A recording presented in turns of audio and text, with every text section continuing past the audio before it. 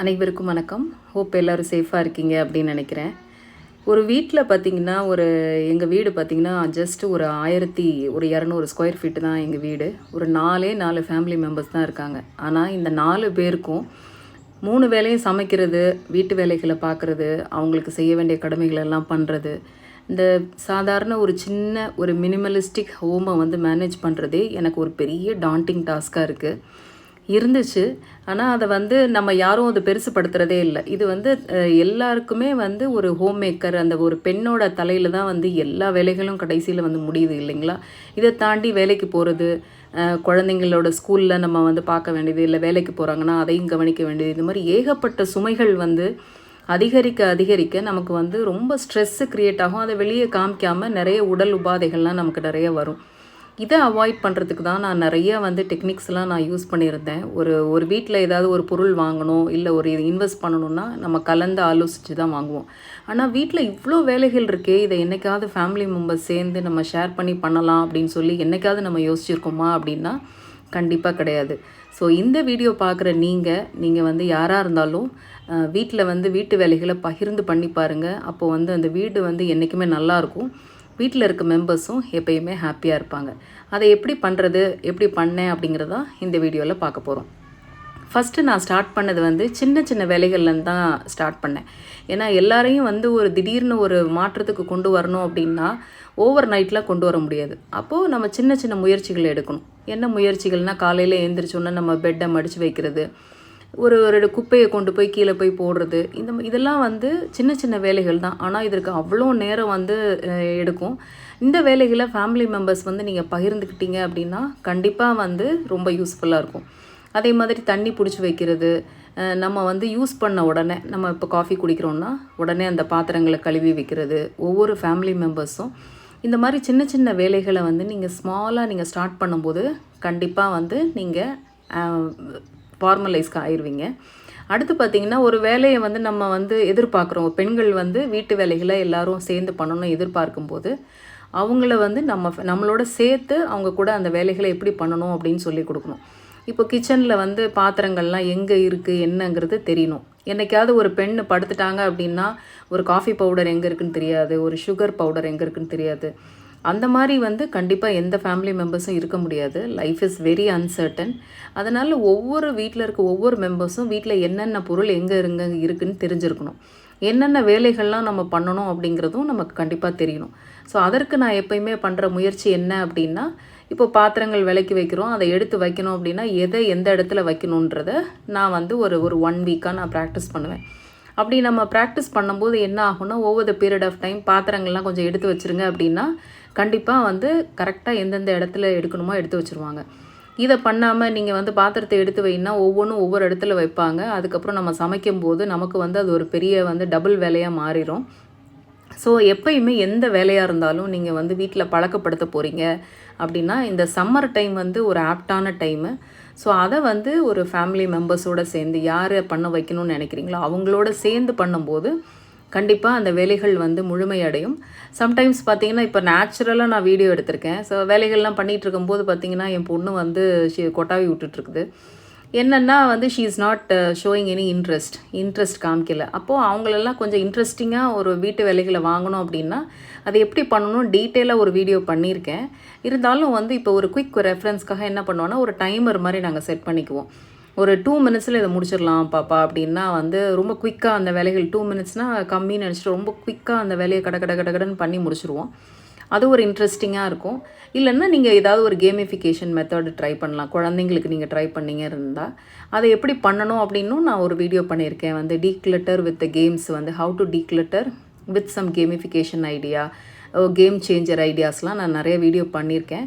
So இந்த summer டைமில் உங்கள் குழந்தைங்கள இந்த மாதிரி வீட்டு வேலைகளுக்கு கண்டிப்பாக பழக்கப்படுத்துங்க.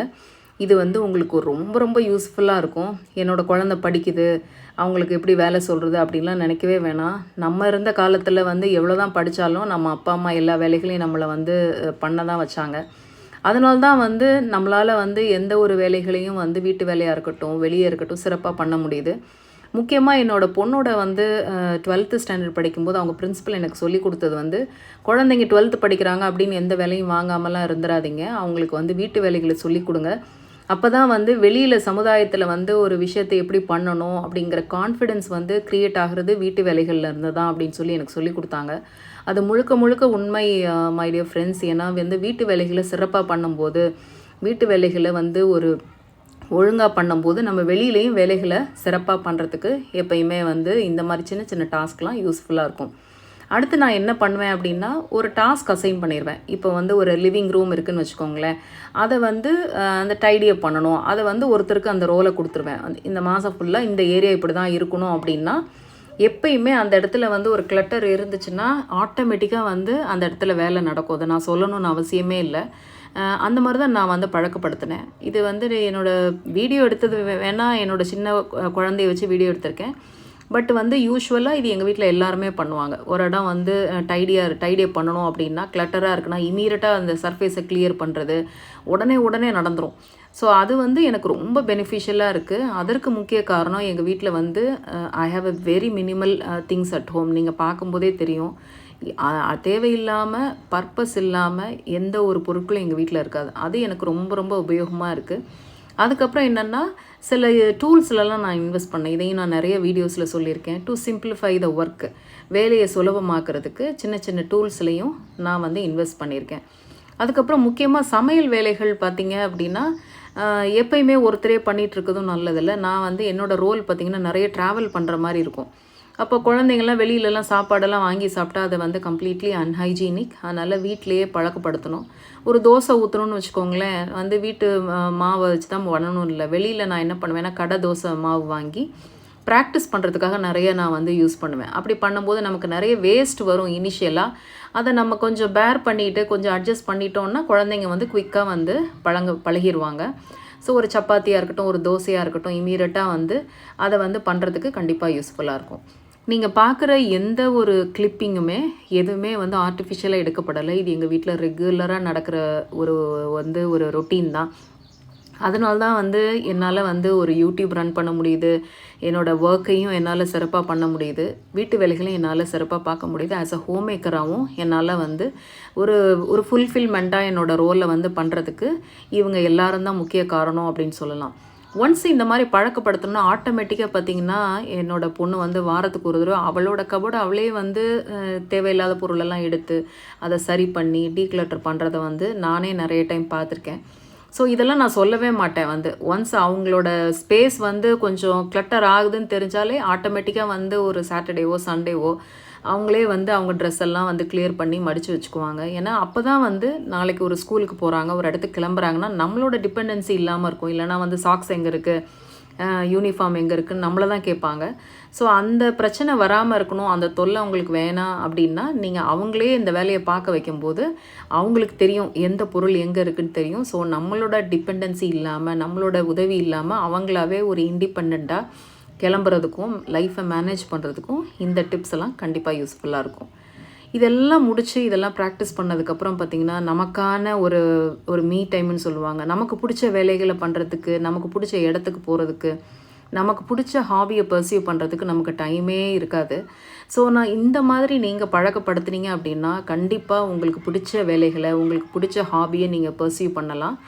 இதை பார்த்துட்ருக்க ஒவ்வொருத்தரும் வீட்டில் இருக்கிற பெரியவங்க சின்னவங்க யாராக இருந்தாலும் வீட்டில் வந்து இருக்கிற பெண்களுக்கு உதவி செய்யுங்க.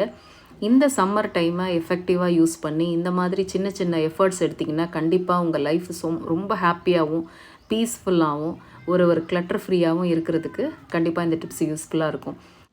இந்த வீடியோ பார்க்குற நீங்கள் வீட்டில் இருக்கிற எல்லாரும் சேர்ந்து ஒரு வேலைகளை பகிர்ந்து பண்ணும்போது அந்த வேலைகளுக்கு வந்து எப்பயுமே சிறப்பு அதிகம். At the same time family மெம்பர்ஸோட குவாலிட்டி டைம் ஸ்பெண்ட் பண்ணுறதுக்கு, ஒரு பாண்டிங் க்ரியேட் பண்ணுறதுக்கு, ஒரு லவ்வை வந்து என்ஹான்ஸ் பண்ணுறதுக்கு இந்த டிப்ஸ்லாம் கண்டிப்பாக யூஸ்ஃபுல்லாக இருக்கும். மறக்காமல் வந்து நம்ம ஃபேமிலி வேல்யூஸை ஸ்ட்ரென்தன் பண்ணணும், ஃபேமிலி பாண்டிங்கை ஸ்ட்ரென்தன் பண்ணணும் அப்படின்னா எல்லாருமே எல்லா வேலைகளையும் வந்து சிரமம் பார்க்காம சேர்ந்து பண்ணணும். அடுத்த ஒரு இன்ட்ரெஸ்டிங்கான வீடியோவில் உங்களை வந்து சந்திக்கிறேன். Until then, thank you so much once again for watching this video till the end. Happy homemaking, happy decluttering from Decluttering Diva. Thank you.